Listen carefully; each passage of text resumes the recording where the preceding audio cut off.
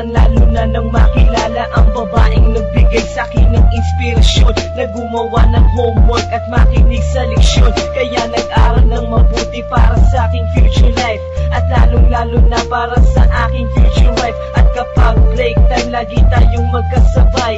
Kinikilig ako pag hawak ko ang iyong kamay, habang tayo ay naglalakad pag tayo'y pauwi. Lalo kung tinatamaan pag ika'y ngumingiti. Ang lahat ng bighati, ikaw ang nagtatagal. Dahil sa iyo kaya pasado sa periodical. Buhay ko ay nag-iba, binigyan mo ng sigla. Tumaas na din ang grades ko sa matematika.